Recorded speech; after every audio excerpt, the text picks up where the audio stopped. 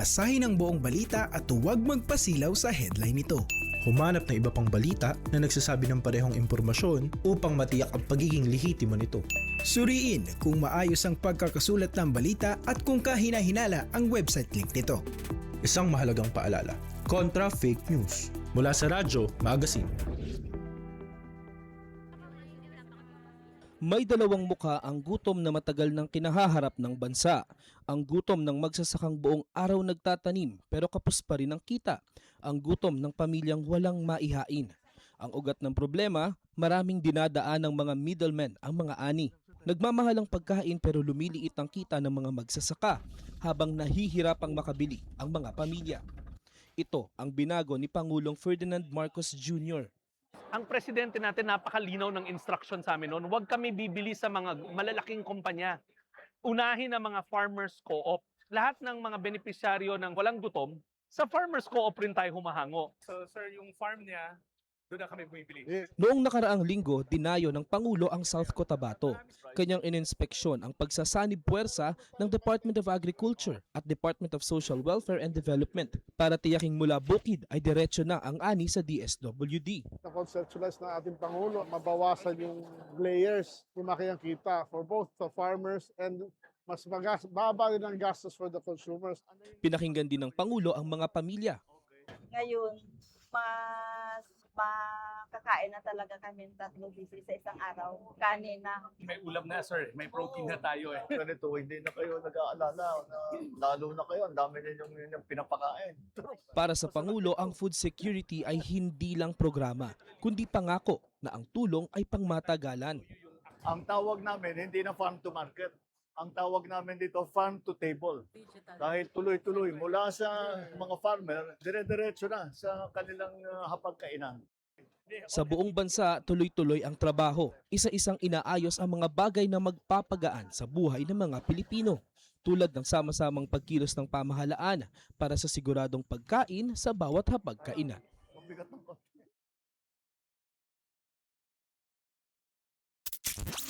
Serving the Republic of the Philippines for more than 75 years. Ito po ang Presidential Broadcast Service. Radyo Magazine 1278. Bubungad sa umaga. Trending issues na pinag-uusapan. Mga programang aabangan. Agahan hanggang hapunan. Siksik sa impormasyon. GIS, your General Information Station. Radyo Magazine 1278 AM. Radyo Pilipinas. Radyo Publiko. Radyo Pilipinas. I-extend natin ang bonding online. Connect with Radyo Magazine 1278 on social media platforms. I-search lamang ang @Radyo Magazine sa Facebook, Instagram, X, TikTok at YouTube. Follow us para sa mga balita at impormasyon. Subscribe sa mga aliw na content na hatid ay good vibes. Pusuan na at Radyo Magazine sa Facebook, Instagram, X, TikTok at YouTube. Walang radyo? Walang problema! Ang Radyo Magazine ay radyo on the go. Radyo on the go. At mapapakinggan pati na rin sa inyong mobile phones. I-download na ang aming mobile app na PBS Receiver. PBS Receiver. Libre itong madadownload sa Play Store para sa Android devices at App Store para sa iOS. Libre to ha? Walang bayad? Oo, walang bayad. I-download na ang PBS Receiver sa Play Store at App Store.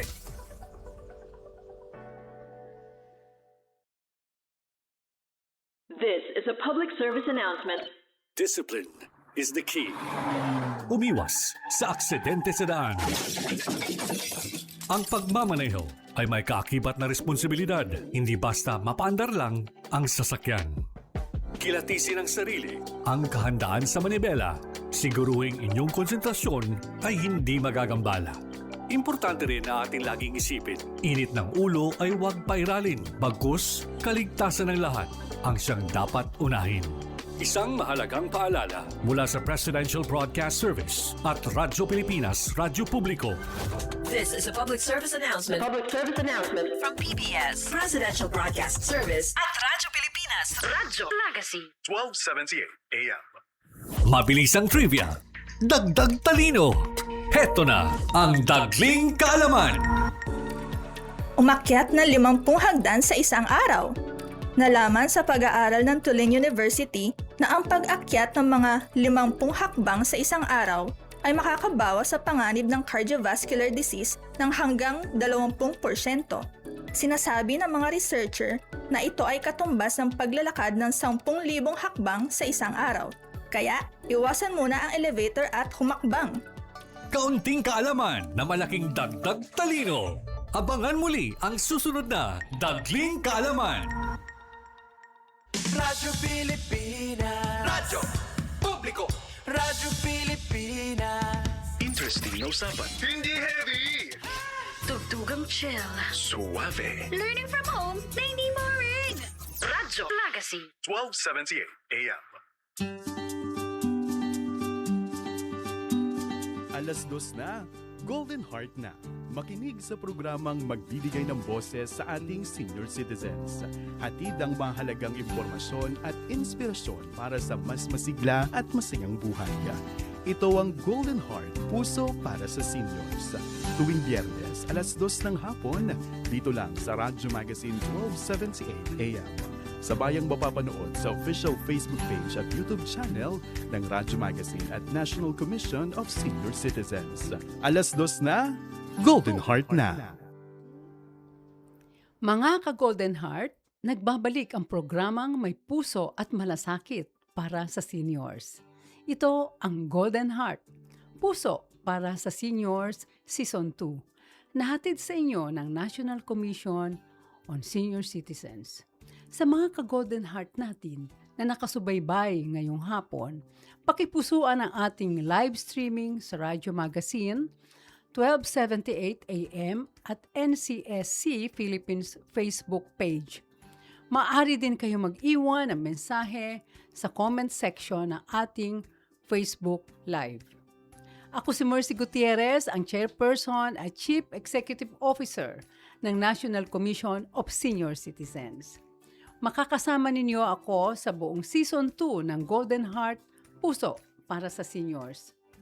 Bago tayo mag-umpisa, pasalamatan po muna natin sina Mr. Alan Alanigue, Officer in Charge of Presidential Broadcast Service, at Miss Marinela A. Texon, Station Manager ng Radyo Magazine. Mga ka-Golden Heart, July na! At tuwing July nga ay ating ipinagdiriwang ang National Nutrition Month. At ngayong taon, ang tema natin ay nutrisyon at kalikasan ating pangalagaan. Kapag naririnig natin ang salitang nutrisyon, madalas ang naiisip natin ay pagkain agad o kaya naman ay food diet. Pero ang totoo, nagsisimula ang nutrisyon sa pangangalaga sa ating kalikasan. At yan ang gustong iparating ng tema ngayon, ng ating tema ngayong hapon, ngayong taon. Dahil kapag maayos ang ating mga bukirin, dagat, at pinagkukunan ng pangunahing pangangailangan, mas nagkakaroon tayo ng sapat at masustansyang pagkain sa ating mga hapagkainan. Kaya naman ngayong taon, hinihikayat tayo ng National Nutrition Council na alagaan hindi lamang ang ating kalusugan, kundi pati ang ating kapaligiran. At para sa ating mga senior citizens, napakahalaga nito dahil alam naman natin na habang tayo ay patungo sa golden years, mas kailangan nating kumain ng masustansyang pagkain para maging strong and healthy.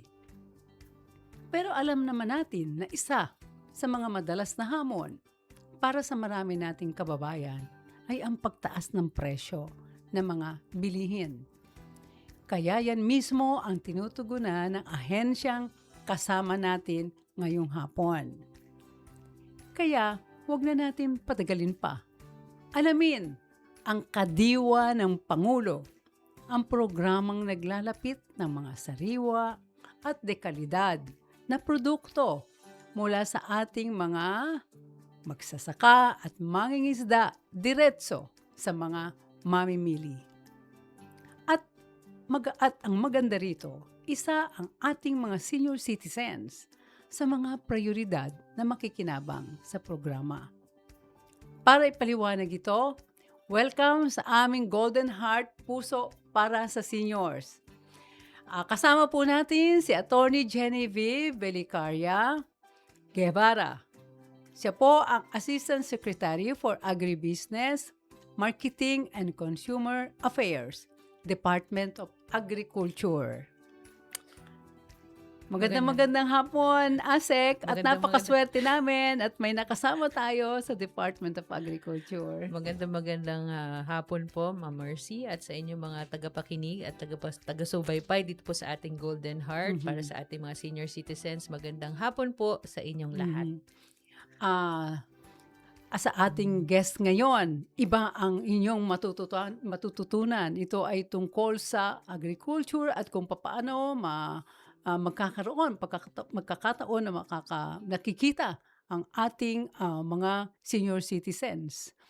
Ano-ano ba ang mga serbisyo at mandato ng Department of Agriculture, lalo na para sa mga vulnerable sectors tulad ng mga senior citizens? Ayun. So, ngayon po, marami po tayong mga programa na nakatuon, lalo-lalo na po sa ating mga vulnerable sectors, lalo na sa ating mga senior citizens. Nangunguna na po dyan yung ating Benteng Bigas, meron na. Under po ng ating Kadiwa ng Pangulo program. Under the Benteng Bigas meron na program, makakabili po ang ating mga qualified senior citizens ng 1 kilong bigas na nagkakahalaga po ng 20 pesos lamang. Kung kumpara nyo po yan sa prevailing price ngayon na nasa 50 to 60 pesos po na bigas, ang laking tulong po nito lalo na po sa ating mga senior citizens. Aside from that po, yung ating Kadiwa ng Pangulo nga, as sinabi nyo na po kanina, kami po ay nagbebenta ng mga abot kayang bilihin, mga agricultural products, mga basic necessities and prime commodities po para sa ating mga kababayan, hindi lamang po sa ating mga senior citizens, sa ating mga kwalipikado din pong benepisyaryo. Direkta po nating binibenta yung mga produkto o mga produce po ng ating magsasaka at mangingisa direkta sa pamilihan. So ito po ay mas mura nilang nabibili at nasisigurado natin na dekalidad dahil nga po ito ay produkto mismo ng ating mga magsasaka at mangingisda. Ito yung pinangako ng ating Pangulo noon siya ay kumakandidato at ito ay nakikita na natin ngayon na nangyayari. So, malaking tulong yung 20 pesos na 1 kilo ng bigas. At gaano naman kalaki ang natitipid ng mga mamimili sa Kadiwa kumpara sa karaniwang presyo sa merkado. Yun po, yung sa bigas nga lang, nakita naman natin halos 200 to 300% po ang natitipid nila dyan dahil nga po yung dating 60 pesos na budget nila para sa 1 kilong bigas ay 20 na lamang. So, usually po nakakabili po sila ng mga 10 kilo bawat punta po nila sa ating mga Kadiwa centers. So, yung 10 kilo na po na yun ay kung sa pamilya po ng 4 ay pwede pong umabot yun ng 1 linggo. Ano po, sa pagsasaing mga 2 beses o 1 beses magsaing sa isang araw. At definitely po, yung ating mga binibenta naman sa ating Kadiwa ng Pangulo ay nabibili po nila mga 20 to 30% lower po sa palengke dahil nga po direkta ito na binibenta ng ating mga magsasaka. So kung kunwari po ang repolyo, nabibili natin sa palengke ng 60 pesos or 70 pesos ngayon, pagdating po sa Kadiwa, meron po tayo ngayong repolyo drive, kumbaga meron po tayong madaming repolyo ngayon. So 20 pesos lang po kada kilo pagdating sa ating mga Kadiwa centers. Nung isang buwan din po, nung marami rin po tayong kamatis, yan, marami din po tayong... Depende sa mga produce ng ating mga magsasaka. Yun po, kumbaga may mga season po kasi yan. So lalo na pag season yan, tinutulungan po natin talaga sila na magbenta at mapalabas po nila at direkta pong makinabang ating mga magsasaka. Kasi nga po, pag sa mga middleman na napupunta ito, syempre binabarat po yung kanilang produkto. Medyo bumababa po yung kita nila. So ito po yung intervention na ginagawa natin para po talagang makinabang direkta ang ating mga magsasaka at mangingisda dito sa programa ng Kadiwa ng Pangulo. Sino-sino naman ang kwalipikadong bumili ng subsidized na bigas sa ilalim ng Kadiwa ng Pangulo? Okay, ang atin pong nauna nung last year po, nung nilaunch po natin ito, 4 na sektor lang po ang pwedeng makabili. So ito po yung vulnerable sectors natin. Senior citizens na po, nangunguna dyan. Of course, ang ating mga PWDs, ang ating mga 4Ps beneficiaries, at ang ating mga solo parent. Ngayon po, pinalawig natin, sinama na rin po Naku, natin maganda mismo yung ating mga magsasaka at mangingisda na sila mismo yung nagpo-produce ng ating mga kinakain. So binibigyan din po natin sila ng pwede po sila makabili. At the same time po, nakipag-ugnayan din po tayo sa DOLE. So yung mga minimum wage earners po natin, nakakabili rin po ng benteng bigas. Meron na. Meron din po yung ating mga jeepney drivers at ang ating mga TODA, yung mga tricycle drivers po natin, pwede po silang bumili sa pakikipag-ugnayan po natin yan sa ating mga LGUs. At yung ating po mga teachers, mga DepEd po, pwede po silang bumili sa pakikipag-tulungan po natin sa ating mga DepEd. Paano yun? May listahan ba yung mga LGUs na, o ano ba yung binibigay na meron bang card para makapunta sa Kadiwa? Ngayon po, meron po tayong tinatawag na PBBMRS registry system po namin ito sa benteng bigas. Meron na kung saan po nirerehistro ho namin sila, no? May bibigyan po namin sila ng pipila po sila at meron bibigay sa kanila na QR code. At kung dun po yon, every time po nabibili po sila, kahit hindi na ho nila dala yung card nila, basta po dala nila yung QR code o kaya po sinasabi na lang nila yung pangalan nila. Syempre, kilala na. Oo. Kung So, titignan po natin sa system, ayun, makikita natin kung ilang kilo na po ang kanilang nabili. Kasi po ngayon, may limit po tayo ngayon sa mga vulnerable, nasa 30 kilos po. Yung the rest, yung mga TODA, yung mga DepEd, nasa 10 kilos po a month ang pwede nila para bilhin. mapagbigyan din ng iba. Opo, kasi medyo katulad niyan dito po sa ating malaking Kadiwa store dito sa Bureau of Animal Industry dito sa Visayas Avenue. Ang kinikater po natin dyan is halos 1,200 beneficiaries kada araw na bukas po tayo Mondays to Fridays. So talaga pong kailangan maging epesyente po tayo sa pagdidistribute at pagbebenta. So yun po yung ginagawa natin ngayon, pinapa-register po natin sila. Para rin po naman yan sa kanila para po ma-monitor din natin na talaga pong yung mga karapat dapat din yung nakakabili ng ating benteng bigas. Sa ano yan, dito sa Quezon City, yung opisina. Kasi marami tayong senior citizens sa Quezon City.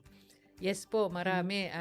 Base po rin dito sa registry system namin, medyo ang majority po nasa 70% ang senior citizen po na sa Quezon City, sa Quezon City. Pero pag dinignan po natin sa iba pa pong mga lugar nationwide, talaga pong yung mga senior po, yung marami po ang nag-avail.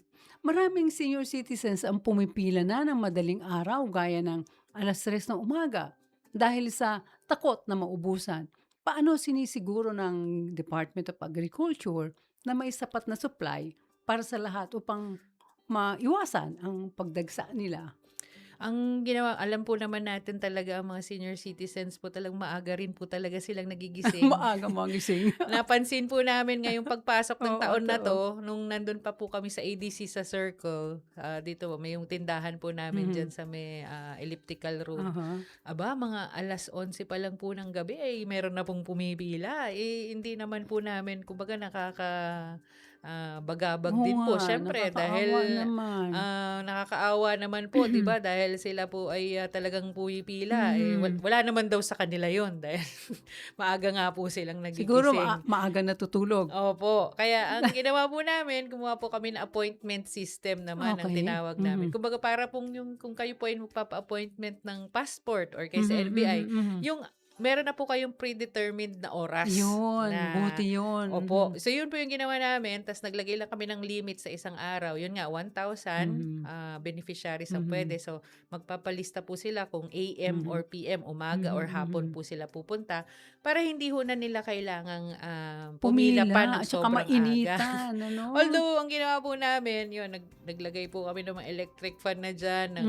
Pinalagyan na po rin namin ng ilaw dyan po sa may labas na po ng ating pinagkadiwa para po hindi ho sila kumbaga ma-inconvenience o mahirapan din po sa pagpila. Open pa rin naman po kami sa mga walk-in. Pinapayagan pa rin po namin sila makabili. Yun nga lang po, binibigyan namin ng prioridad yung ating mga meron pong appointment. So pwede bang kamag-anak o caregiver ang bumili para sa ating mga senior citizens? Pwede po, basta dala po nila yung authorization nila at dala rin po nila yung ID nung kanilang kamag-anak o kung sino po yung nire-representa nila at yun naman po ay binebenta namin. Basta po nire-rehistro na rin na po talaga namin under the registry system. Para po, ayun, masiguro natin na yung limit nga lang po na ay mabili, pati po nung kanilang nire-representa. Sa mga probinsya, meron ding kadiwa centers? Meron din Kadiwa po, ng meron po Pangulo? tayong partnership sa ating mga kooperatiba, mga accredited po nating kooperatiba. Kasama na po ang ating mga LGUs, kung saan po sila ay nagbibigay sa atin ng lugar, kung saan po pwedeng magbenta ang ating kadiwa at ang ating P20. So, yun po ay pwede nilang, kung gusto po nila makita yung mga lugar o mga listahan po nito kung saan sila pwedeng bumili, bumisita lang po sila sa ating Kadiwa Facebook page at nandun po ang mga schedule at Yan, lugar. yung schedule. Opo, nandun At po yung mga schedule tsaka lugar kung saan po sila pwedeng pumunta para po dito sa Sana may P20. announcement, ano? Yes po, meron naman po tayong mga ginagawang information campaign kasama po ng ating mga regional offices. Nag-iikot po talaga tayo and of course kasama rin po yung ating mga LGUs at mga partner po natin, mga farmer cooperatives na siyang nagbebenta. Yung pong schedule nila, medyo minsan po may mga pop-up yung tinatawag natin. So, abang-abangan lang po nila. Meron po tayo mga partnership na ganyan sa ating mga LGU. So, dinidirekta na po kasi natin, of course, lalo na kung sila po ay magre-request at kumbaga, meron po sila mga organisasyon na willing po na magbenta or mag-avail po nito ating P20. Yan naman po yung ginagawa natin. Yung schedule na yan, makikita yan sa DA. Opo, meron po Sa tayong website. Kadiwa Facebook page. Yan po yung schedule. Ito po ay nakakabit din sa ating Department of Agriculture website. Kung saan po nandun po din lahat, nakalink po yung ating mga Facebook pages at nandun po mismo makikita po nila yung ating mga, ayan po, makikita po nila yung ating Yung mga, schedule. kung saan po yung location at kung ano po Ayan, yung schedule. kompleto. Opo. Mula nung iilunsad ang kadiwa ng Pangulo, ilan na ang mga mamamayang natulungan nito sa buong bansa kung merong data? No? Bale doon po sa ating monitoring po, halos 11 million na Ang na dami. beneficiaries ang ating naserban. Base po dito sa ating ding PBBMRS, yung ating registry system, halos nasa 10 million na rin po ang ating na-register, ano? Almost more than that na yung more or less yung atin pong na-register. So, malamang po nakapag-avail na halos lahat yan. Sa target po natin na may target po kasi tayong 15 million households para po dito sa ating P20. Almost one-third na lang Oo natitira. nga, Pero konti na ang ginagawa po natin, of course, aside from yung pagre-rehistro, sinisiguro po natin yung karampatang supply, kasi kailangan ma-maintain po natin na kunwari nakakuha na po yung ibang mga kababayan natin, monthly dapat po ma-expect nila na meron po silang mabibili. So yan din po yung ginagawa natin ngayon para mapalakas natin yung supply. Kasi po itong binibenta nating bigas dito sa ating P20, galing po ito sa NFA. So, ito po yung binibili Kaya ng medyo NFA. mababa. Opo, kasi buffer stocking lang po yung binibili ni NFA.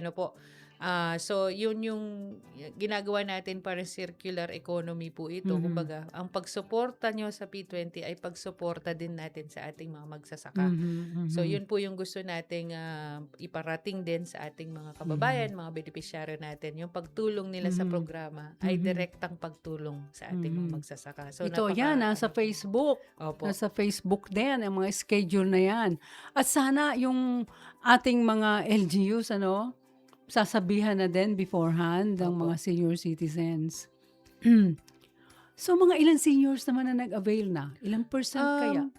Ang amin pong, kasi nagdi-disaggregate pa po. Ngayon po, nasa proseso kami ng pagdi-disaggregate po ng aming data. So, hindi ko pa masabi ko ano po yung exact amount, pero base po dito sa aming percentage na pagmamonitor, yun nga po, nasa 70 to 80% po yung ating mga senior citizens na nag-a-avail every time. So, Ayan. siguro po, yun yung panantayan natin. Talagang itong programa ay very much ina-avail po ng ating mga senior At saka citizens. aware na din sila Opo. kahit paano, no?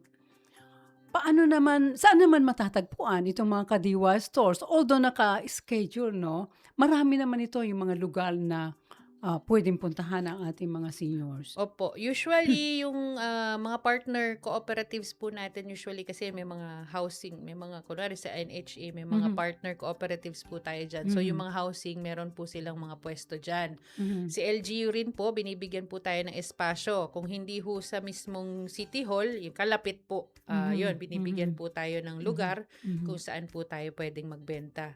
Hindi lang po ng ating bigas, pati na rin po yung mga produkto ng ating magsasaka. Yung iba po mga government agencies, may partnership din po tayo, katulad nga po ng PhilPost, NHA, ito pong mga regional offices na rin po ng DA at yung ating mga partner agencies din po. Yan, naglalagay din po sila doon ng mga kadiwa na may schedule. So, yun po yung ating ginagawa ngayon para mas mapalawig natin at ma-expand po Yung natin. kayang regional offices namin, pwedeng malagyan ng Kadiwa. Pwede po, basta kayo ay Magre-request. Opo, mag-request po Yan. kayo at kung pwede pong gawin nating regular, very much po kami makakatulong matutuwa talaga para itong po. ating mga senior citizens. At least kitang-kita na nila doon sa regional office. Meron pong mga nagre-request nga ma'am na mga senior citizens group. Nag-volunteer po sila na gusto po nila na sila daw po ay magbenta. Yan, pwede natin gawin Yun yan sa po, opisina mismo. Opo, ng ating ayun po. regional Very much office. open kami dyan. Ay, nako, thank you very much. Ano naman itong Kadiwa on Wheels? Okay, meron po kasi tayong mga truck na part din po yan ng ating Ng programa. suporta. Yes. Suporta po sa ating mga farmers. Lalo na po kunwari, kailangan pong may transport o may mga logistics requirement po tayo. So may mga trucks po, aside from logistics, paghatid, ay ginagamit din po natin silang pagbenta. Pwede po silang magbenta doon. Kunwari, meron tayong Kadiwa on Wheels dito sa may Region 3 sa ating mga regional offices.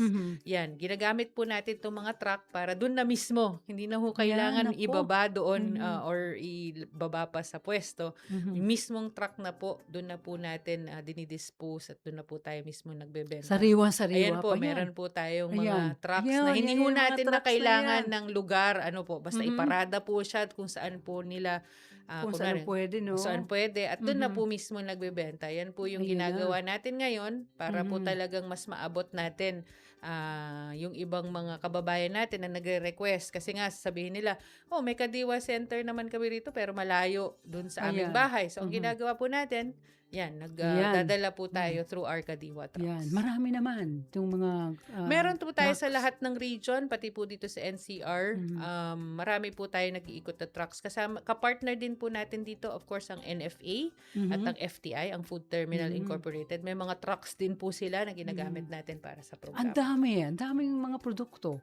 Opo, Yan, kasi ano yan Kita natin sa screen. mga galing po sa Benguet, yan, galing naman po sa ating mga fisher folk na galing dito sa Navotas. At ito po, of course, yung ating NFA rice. Paano naman nababantayan ng DTI at saka ng DA ang price monitoring at enforcement sa merkado upang masiguro ang patas na presyo ng mga produkto lalo na para sa ating mga senior citizens? Okay, ang trabaho po, isa lang po kasi yung trabaho natin, yung mag-market, Yes, at mag-market. ito, i-promote po ang mga produkto ng ating magsasaka. Isa pa po sa trabaho namin ay yung bantay presyo o yung price Yan. monitoring. Hati po kami ng DTI Yan, dito, ano? hati. Ang Okay, DA po oo. ang nagmo-monitor sa ating mga agri-products. Samantala ang DTI, sila po yung mga process, no? Mga noodles, sardinas, sila po yung nagmo-monitor na sa grocery. Tayo po, ang minomonitor natin ay yung mga produkto from the palengke. So, yan po yung ginagawa natin araw-araw. Meron tayong mga price monitors po at tinitignan natin, binobroadcast po natin yan. Nilalagay po natin yan sa ating Facebook page at sa DA website para makikita po nila doon kung ano po yung mga prevailing prices ng basic necessities and prime commodities. So, ito rin po ay ginagawa natin bilang suporta rin sa ating mga kababayan para alam po nila kung magkano po talaga yung prevailing prices para po maiwasan yung, syempre alam naman natin, yung pag-abuso pag hindi ho, kunwari, pag di ho nababantayan kasi yung presyo, baka yung ibang lugar So mataas. far, okay naman, sumusunod Sobrang na. okay po dahil ito po yung nagiging panantayan din po ng ating mga retailers kung hanggang saan po yung kanilang pagbebenta ng kanilang mga produkto. So, yun po, sa ganitong paraan po, ay namomonitor at na sisiguro natin na yung mga presyo ay patas at na broadcast po natin at na-inform po natin yung publiko kung magkano po ang mga presyo ng bilihin dapat. Bukod sa murang bilihin sa Kadiwa, ano pa ang ibang programa o serbisyo ng DA para sa ating mga senior citizens, lalo na para sa mga nakatatandang magsasaka at mangingisda? Ayun po, ang DA po ay hindi lamang ito sa pagbebenta po ng mga mas murang bilihin. Meron din po kaming mga investment opportunities. Sabi ko nga, pwede po kayong mag-invest sa agricultural Interesado businesses. yung ating mga seniors. Meron po tayong mga training programs. Yes. At the same time po, para sa ating mga magsasaka na rin, na mga senior, meron po tayong mga programa, binibigyan po natin sila ng farm inputs, seeds, fertilizers, pati po training, binibigyan po natin sila. Yun po yung ginagawa natin sa pakikipagtulungan, of course, with our LGUs at sa ating mga senior citizens na organization. Yun nga po, meron po kaming mga binibigay din ng mga libreng seedlings, may mga libreng seeds. Kung gusto po nilang mag-start ng kanilang mga garden o mga farms po, talagang meron po tayong mga programa na pwede po sila makakuha ng mga libreng input. Paano naman makakalapit ang ating mga senior citizens organization sa DA upang direktang makatanggap ng mga pagsasanay, seedlings o puhunan para sila ay makapagtanim o makapag-garden? Meron po silang direkta sa amin. Pwede po direkta dito sa Department of Agriculture, sa opisina ko po. Pwede po silang sumulat. Yan si Asek Guevara yan. Opo, pwede po silang sumulat. Meron po kaming Facebook page. Meron kaming email address. Ilagay na lang po natin mamaya. Pwede po kayo sumulat doon. Meron din po, pwede silang makipag-ugnayan o puntahan lang po yung kanilang regional Department of Agricultural offices, no? Sa kanya-kanyang region. Pwede rin naman din po silang lumapit sa mga kanilang mga provincial agriculturists, mga provincial agriculturists. Pwede po silang makalapit doon at mag-request po ng mga ganitong klaseng suporta. At lagi naman po yan, of course, na meron po tayong available para naman po matulungan natin o kung may mga request po na ganito para sa ating mga kababayan. May marami pa tayong mga retiradong senior na malalakas pa at willing and able pa na magkaroon ng dagdag kita. Ano naman ang mga agribusiness opportunities ang maaaring pasukin sa tulong ng Department of Agriculture? Yun nga po, meron tayong mga training programs. Yan, yung training. Yun, sa Agricultural Training Institute. Ito po, usually nagbibigay po tayo sa mga organizations, kasi gusto natin talagang, kumbaga, isang komunidad po o marami po sila. Mas maganda, mas marami matulungan sila. natin para masustain nga po kung ano man yung kaalaman na ating ibababa ay mayroon pong magtutuloy talaga. Marami po ang makikinabang. At the same time po, meron tayong, yun nga, si BPI po, meron tayong mga libreng farm inputs po na pwede silang ma-avail. At kung kunwari, yun nga, may mga agri-business na opportunities kami. Sa agri-business, meron po kami kung gusto nilang matuto kung paano yung mag-invest sa agri. Naturuan po namin mga modules po kami, may mga packages po kami. Kung kunwari ganito po ang pera nila, anong pwede nilang kung mga gawin. ka-seniors, pakinggan nyo itong mabuti. Kunwari, taga ano po sila, kung kunwari taga Rizal o Laguna, depende po sa lugar at i-advise po natin kung ano yung magandang itanim doon, kung ano po yung market opportunity. Hindi naman po pwedeng magtatanim ka lang bigla tas biglang wala ka palang pagbebentahan. So yun po, nagbibigay kami ng advice. Ano yung mga importante, trends. yes. Lalo na po ngayon, sabi ko nga, uso po ngayon ang ube, uso po ngayon ang kape. So yan yung mga i-advise natin kung yun po ang produkto ng inyong probinsya at kung yun ang passion nyo, magtanim at maging farmer. Kahit po kayo ay senior na, wala po sa edad yan. Ang pag-start po ng agribusiness ay wala po sa edad. Anytime po pwede kayo mag-start. Basta humingi lang ng tulong sa DA. Sa DA. Asek Guevara, ano ang inyong mensahe at paalaala sa publiko tungkol sa Kadiwa ng Pangulo program. On behalf po of the Department of Agriculture, kami po ay nagpapasalamat lagi sa inyo, lalo na po sa ating mga senior citizens dahil sa patuloy niyong pagsuporta sa ating mga programa.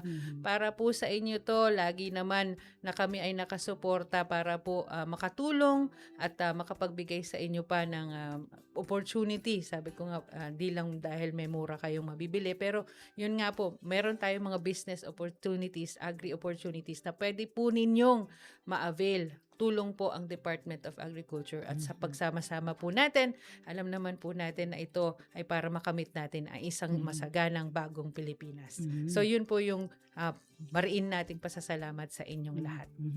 Naku, maraming salamat Asek Guevara sa pagbabahagi na inyong kaalaman tungkol sa Kadiwa ng Pangulo. We hope na makasama ulit namin kayo sa mga susunod pang episode dahil baka maraming magre-react at kailangan malaman pa kung ano yung mga detalye tungkol sa mga programa Yes ng po, DA. kami po ay bukas para sa lahat ng inyong mga requests. Okay. Muli, nakasama po natin si Attorney Genevieve Belicaria Guevara, Assistant Secretary for Agribusiness, Marketing and Consumer Affairs ng Department of Agriculture. At para sa mahalagang balita at impormasyon, narito ang Senior Spotlight News.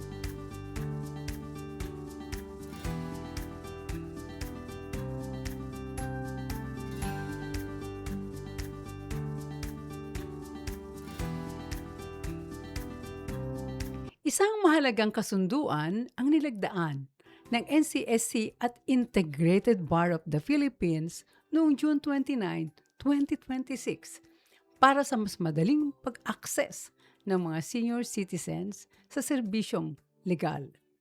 Sa ilalim ng kasunduan, magkakaroon ng nationwide legal aid referral system na mag-uugnay sa mga kwalipikadong older persons sa 85 chapters ng IBP sa buong bansa.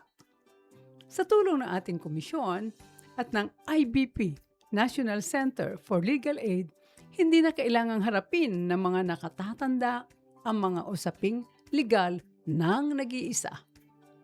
Magbibigay ang mga volunteer lawyers ng IBP ng libreng legal representation sa mga kasong may kaugnayan sa elder abuse, diskriminasyon, at pagpapatupad ng mga benepisyong nakasaad sa batas para sa senior citizens.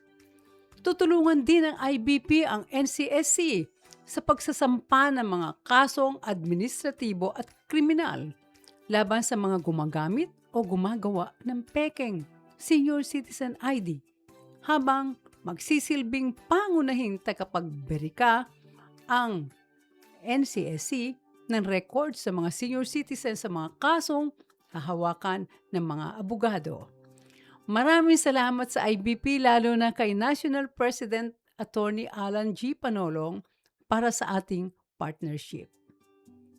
Kabilang nga sa mga kasong na-refer na natin sa IBP ang insidente sa Quezon City kung saan nasawi ang isang senior citizen matapos mabangga ng truck habang nakapila para sa 20 pesos na kilong bigas. Ang kasong ito ay naipasa na sa IBP para sa kaukulang legal assistance. Para sa iba pang balita, isa pang makasaysayang kasunduan na ating nasaksihan matapos nating lagdaan ang Memorandum of Agreement sa pagitan ng NCSC at Land Bank of the Philippines noong July 1, 2026. Layunin ng kasunduang ito na gawing mas mabilis, ligtas at efficient ang pagtanggap ng cash gift sa ilalim ng Expanded Centenarians Act sa pamamagitan ng electronic fund transfer sa kanilang Land Bank Savings, Visa Card o Piso Plus account. Diretso nang matatanggap ng mga milestone agers ang cash gift sa kanilang mga existing Land Bank account.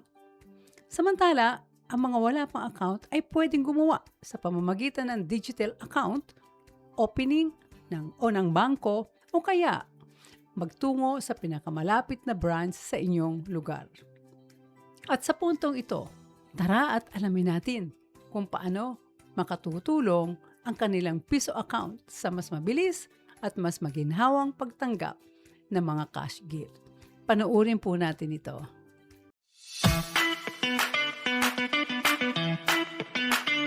Ikaw ba ay grantee ng Expanded Centenarians Act? Alam mo bang pwede nang magamit ang iyong Land Bank Piso o savings account para matanggap ang iyong cash gift? Wala ka bang existing Land Bank account? Tara at ituturo namin ang step-by-step process para sa Piso account. Magtungo sa kanilang designated digital banking corner para ma-assist sa Piso account application sa pamamagitan ng digital onboarding system. Sagutan lamang din ang hinihinging impormasyon. Pagkatapos pumunta sa New Account section para makumpleto ang pag-open ng inyong Piso account. Pwede rin ma-access ang Piso account application sa www.dobs.landbank.com. I-download lamang ang Landbank mobile banking application sa Play Store o App Store. Buksan ang app, pindutin ang Open Account at piliin ang I would like to open a Landbank account. Matapos nito, piliin ang Landbank Piso Plus at i-click ang Proceed. Ilagay ang inyong personal na impormasyon, active mobile number at email address. Tandaan, ang inyong user ID at password. Kinakailangan ang inyong selfie at malinaw na picture ng isang valid government-issued ID para sa verification. Sagutin din ang mga security questions at financial information. Para sa account purpose, piliin ang savings o investment. Matapos nito, piliin ang Land Bank branch na malapit sa inyong lugar kung nais ninyong magkaroon ng physical card. At hintayin ang text message ng Land Bank tungkol sa status ng inyong application. At congrats! Pwede mo nang magamit ang iyong Land Bank Piso Savings account sa pagkuha ng iyong ECA Cash Gift. Piso lang ang initial amount of deposit nito at wala ring maintaining balance. Sa ating mga ECA grantee, piliin lamang ang Land Bank sa updated claim form at ilagay ang iyong account number. Madali lang, di ba? Para sa iba pang impormasyon, follow na sa official social media pages ng NCSC. Ekay, bilis ng serbisyo, deserve na regalo, diretso sa inyo. Maraming salamat sa Land Bank sa pangunguna ni President and CEO Lynette Ortiz para sa inyong patuloy na suporta para mabigyan ng matiwasay at makatarungang serbisyo ang ating mga mahal na senior citizens. Sa pamamagitan ng makabagong sistema ng cash gift distribution, mababawasan ang mahabang pila at masisiguro ang mas ligtas at mabilis na pagtanggap ng kanilang regalo. Nasa higit 3 bilyon ang napamahagi na ngayong 2026 para sa halos 299,000 grantee sa buong bansa. Noong May 2026, higit 75,000 milestone agers na ang nakatanggap ng kanilang cash gift nationwide na nagkakahalaga ng 801 million. Para sa inyong katanungan sa mga programa ng NCSC, maaaring makipag-ugnayan sa pinakamalapit na NCSC Regional Office sa inyong lugar. Makikita sa inyong mga screen ang contact information ng aming 16 regional offices sa buong bansa. Ang lahat din po ng ating regional offices ay may mga cellphone numbers para mas mabilis ninyong makontak ang aming mga opisina. Bisitahin din ang NCSC website at i-follow at i-like ang NCSC official Facebook page at TikTok at NCSC Philippines. Mag-subscribe na rin sa aming official YouTube channel para mapanood ang replay ng ating programa.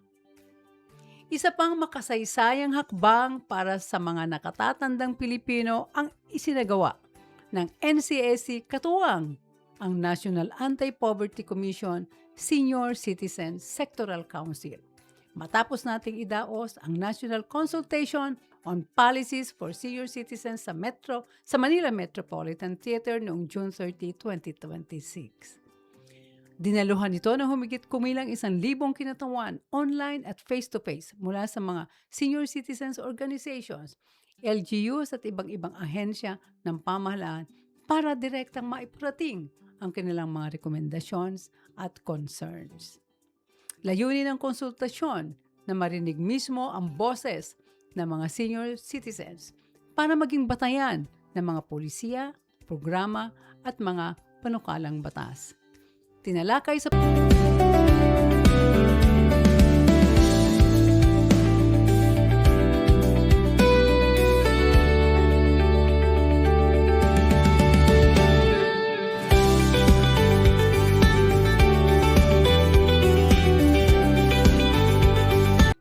Nagbigay rin ng kanilang saloobin ang mga dumalo tungkol sa pagpapatupad ng 20% discount, pagpapalakas ng mga Office for Senior Citizens Affairs o OSCA, at ang panawagang manatiling isang malayang komisyon ang NCSC.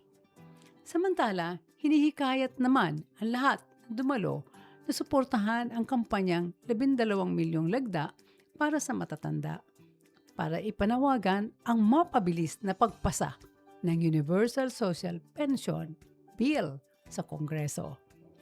Magpapatuloy ang mga konsultasyon upang matiyak na ang mga programang inilulunsod para sa mga senior citizens ay tunay na nakabatay sa kanilang pangangailangan at karanasan.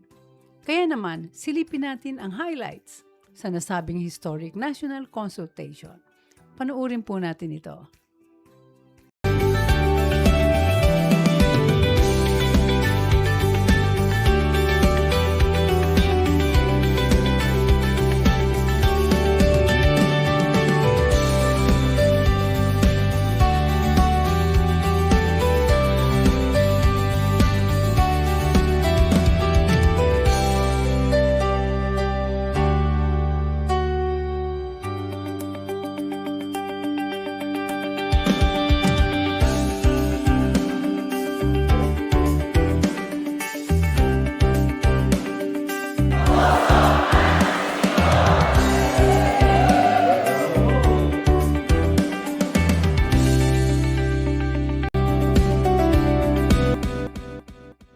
Maraming salamat po sa ating naging panauhin ngayong araw at sa masusugid nating mga tagapakinig.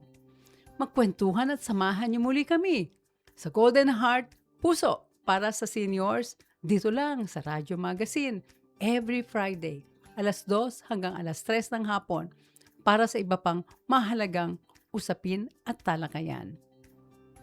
Ito po ang inyong lingkod, Mercy Gutierrez, ang Chairperson at Chief Executive Officer ng National Commission of Senior Citizens. Nagpapaalaala na sa tamang impormasyon, may boses at karapatan ang lahat ng older persons. Magandang araw, mga ka-Golden Heart. Happy Friday!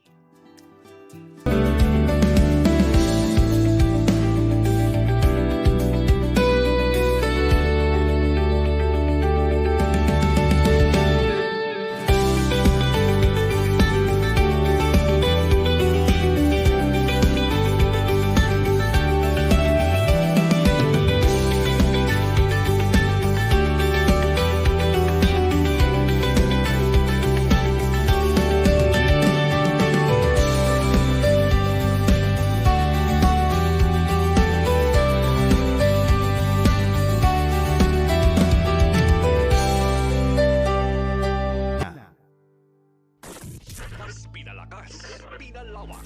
Radyo Pilipinas. Radyo Publiko Radio. Radio Pilipinas and Capital 104.3 Collab. Sports Radio.